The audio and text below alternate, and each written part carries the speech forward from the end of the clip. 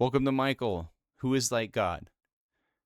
This is not a slogan, it's not a claim, it's a question Scripture itself forces us to ask. And Scripture is clear. The answer is no one. I am Michael, and this channel exists to let Scripture answer that question honestly, carefully, soberly, and without adding what God has not revealed. So we begin where Scripture begins. In the previous episode, we returned to the beginning before all beginnings.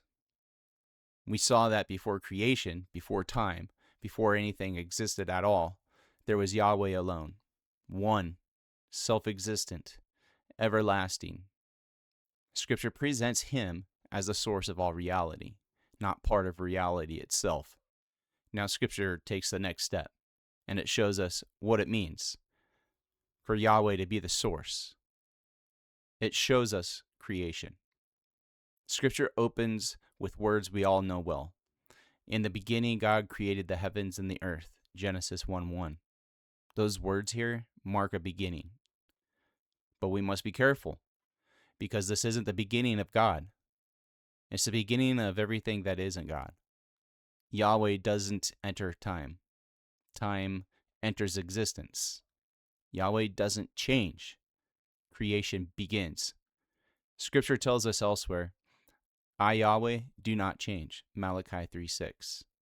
So when Scripture says, in the beginning, it's describing a change for creation, not a change in God.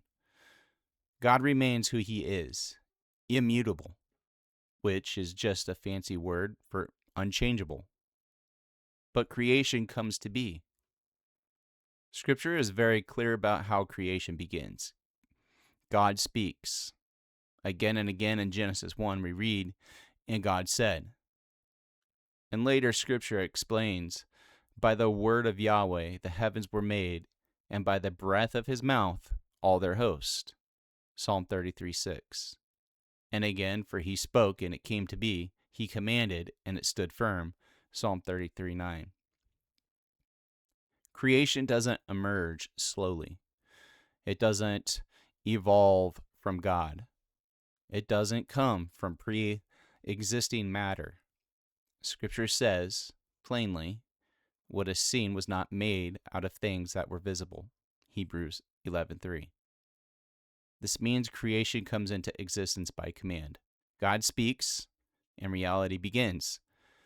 This establishes a clear distinction. Yahweh speaks, creation responds. Yahweh commands, creation exists. Scripture also tells us something else. When Yahweh laid the foundations of the earth, angels were present. God says to Job, where were you when I laid the foundation of the earth? When the morning stars sang together? And all the sons of God shouted for joy. Job 38:4-7. So, here is what Scripture does say. Angels exist. Angels were present. And angels rejoiced at what Yahweh had done. And here is what Scripture does not say. Angels do not create. Angels do not speak reality into existence. And angels do not lay foundations. They witness. They respond. They celebrate and rejoice. However, creation still comes by the spoken word of Yahweh alone. Scripture preserves the order clearly. Yahweh acts. He speaks.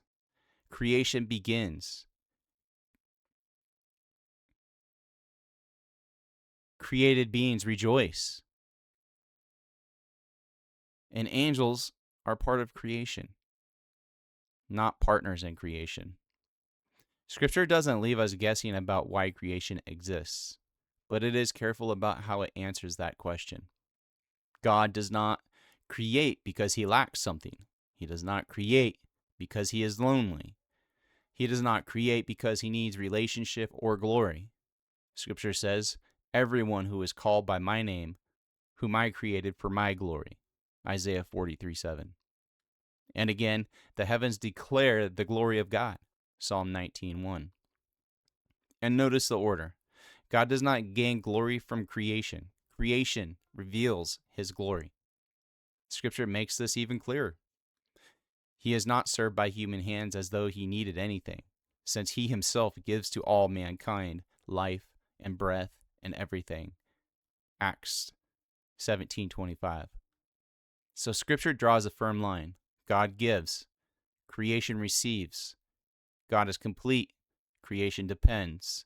Creation exists because God is glorious, not so that God might become glorious. This boundary matters. Scripture says God creates freely. God gives life. God sustains all things. And Scripture doesn't say God was incomplete, God needed creation, or that God became something he was not. Creation reveals God. It does not complete him. And this truth will matter later when Scripture speaks of God's Son. But for now, we will let Scripture speak in its own order. After establishing creation, Scripture slows down. It doesn't rush to doctrine. It turns its focus to one man.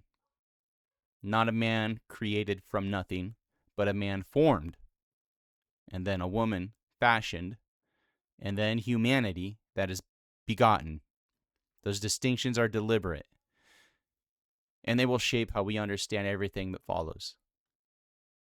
Yahweh is the source of all things. He speaks, creation begins. He gives, creation receives. In the next episode, we will follow Scripture as it introduces Adam